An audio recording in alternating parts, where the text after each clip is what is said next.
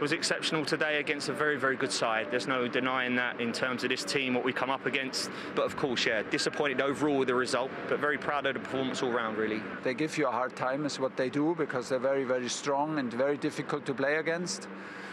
But like I said, for me, the team gets a huge credit, because it's one of these games where you can not win much, but you can lose a lot. Your first goal, the control of Mason Mount was absolutely fantastic, and for your second goal, the assist from Timo was brilliant. We have a lot of quality players in the team, and it makes fun to play with them together. Very young team.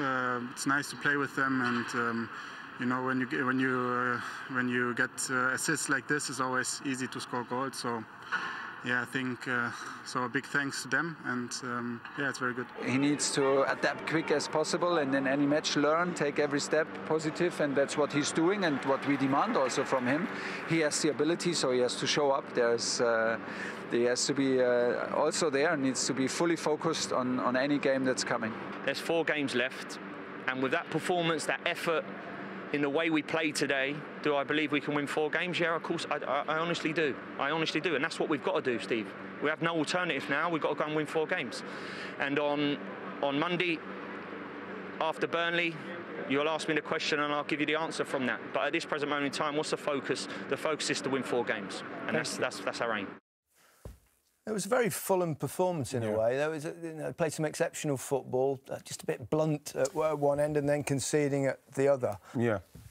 Well, that's what Tuchel said. He says they give you a tough time, and they did give him a tough time at the start of this game, Fulham. But again, for me, there's no focal point with Fulham, because once they do put the pressure on, and it's good pressure, because I think they targeted making sure that they didn't get the ball into people like Billy Gilmore. Because once they did start to get a little bit more space later in the game, they did hurt them a lot. But you see them there putting good pressure on. Same with Havertz there. Once he gets that ball, they're right on top of him. But when they get into this situation, that's the alternative. They haven't got a focal point to link. Again, good pressure. And once they come into here, they're ready. They've set the trap. And now once they get here, now they're in the final third. He hasn't really got anyone to really look up and pass it to. There's not many runners off of him. Billy Gilmore again trying to make space for the pass. He goes in, once he goes in here, Cordova-Reid nicks it, and then it's these kind of situations that's cost them literally all season. They're doing pretty well. Chelsea started to get wiser to him. You see Billy Gilmore get it there and just get it outside there, but then now you look, Timo Werner is up there ready to go. There's 6 players now trying to press, and then what happens is Chelsea just go bang. And this was a warning for them, because Chelsea just changed it. I mean, this is what can happen when you've got top-class players. They can do that. You look at Mason Mount in the middle of the pitch there, getting ready to run off a Guisa, Thiago Silva, and then, bam, again, 6 players, no pressure on the ball, which is a big mistake, because he can do that, but then the quality is there. That touch there finishes everything. And then, you know, the finish from Kai Havertz was beautiful, but that, bam, killed it dead, and then they've got a problem. And, you know, it's hard for teams like Fulham, because they do battle and work hard, but then the quality comes through from a Chelsea, and like we saw with Man City. Yeah. And 2 goals for Kai Havertz. I think cost £70 million, didn't he? Are we starting to see why they paid the big bucks? Yeah, we are. We saw glimpses earlier on the season, but today... Silky, isn't he? Really, yeah, he stamped his authority a little bit more today. And what I liked about him, his willingness to run in behind. Lovely finish there. Coolly placed it in the net. And he gets in all different sort of positions. You hear that this one was offside. He played anywhere across the free. He's very comfortable on the ball. He's like City when they play without a recognised striker. If Werner was on it today, he probably could have had a hat-trick. But I want you to look at his positioning here. If you just see, he's pointing. He wants it in the space. And great first touch. Comes inside, but he doesn't admire it. What does he do? He makes a run. And it's a cool finish. And he deserves it. When you've got that price tag on your head, it's hard. Yeah. But now we're seeing slowly why it costs that much. Yeah, 4 games left for Fulham, 9 points adrift. I know Scott Parker's putting on a brave face, but they're doomed, aren't they? I think so, yeah. And for me, it's baffling that whatever you say about Mitrovic, he does score a goal. I would have just left him in there, because we saw with him chances, you need a focal point. So that's something that's baffled me all season. No Mitrovic. All right. 32 points from a possible 45 now under Thomas Tuchel. 11 clean sheets in his first 15 games, and that is a first. No Premier League manager has done that in their first 15 Premier League games. Mendy now has 16 in his last 28 Premier League games in terms since he came in. Glenn, give us an idea. When you're a foreign coach coming to a new league, you had less than 24 hours before you took charge of that first game, that 0-0 draw against Wolves. Mid-season, no pre-season, to come in and produce that kind of consistency and defensive foundation. It is magnificent. It's impressive. And I was at that game, that Wolves game. He knew what he was doing and he stuck to it. That's what I've been impressed with him. That record there, defensively, you can only do that if you've got a system that the players have been playing week in and week out. So he went in and did it. The first thing, he went into a back three, which Frank had done a few times in Europe, but he went, this is how we're going to play. We're going to have the two holding players in that midfield, wing backs. And he looked at that squad and thought, I've got the players here to be the number 10s. I've got some strikers, and he's going to improve on that. But he's played that system back to back every single game, and there's real clarity in that dressing room as to whatever player goes on the pitch, they know what they're doing. And they know what they're doing defensively, first and foremost. But you still see they're inventive. You've got Mount, what he did today. You've got Havertz. You've got real Ziyech. You've got some really top creative players. So the balance in their team, they're second to Man City, without a doubt, for me, in this Premier League. And they've got to go again. You know, can they bridge that gap between them and City? Well, they beat them in the FA Cup. They've got them again next week in the league. All these, they could even end up playing against them in the Champions League. But I think that's where he's setting his eyes with Abramovich to say, can we go there and can we bridge this gap and really challenge for the league? Glenn's used the word clarity there. From a player's point of view, you get a new manager midway through a season. How important is that?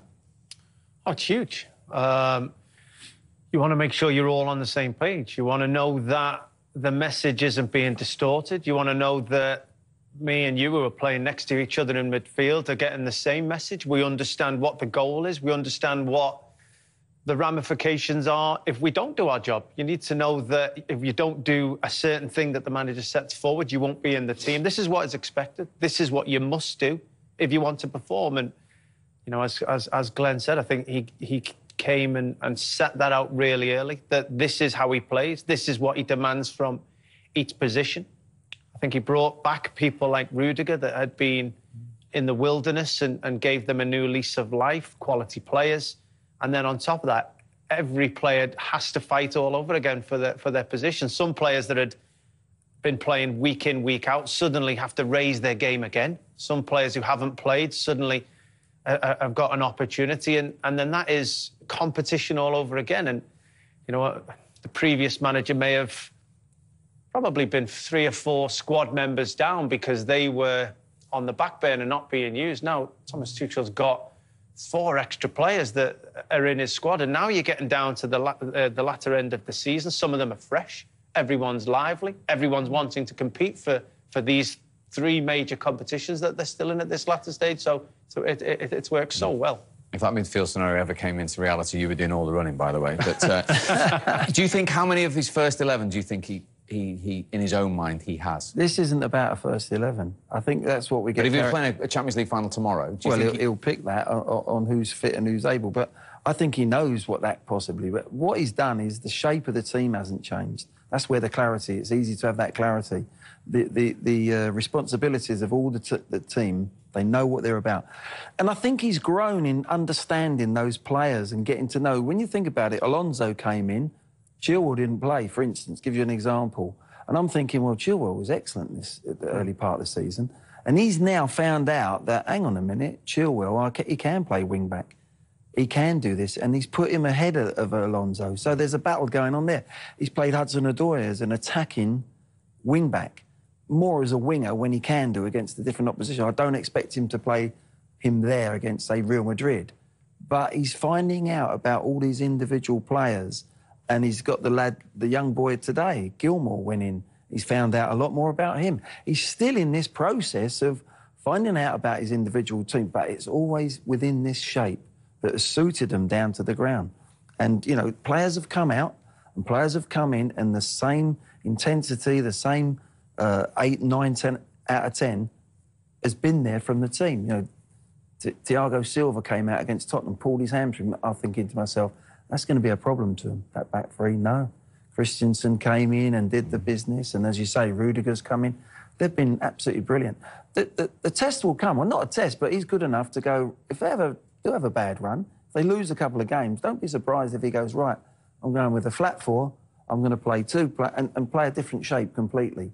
He's got that up his sleeve as well as a coach. So there's flexibility.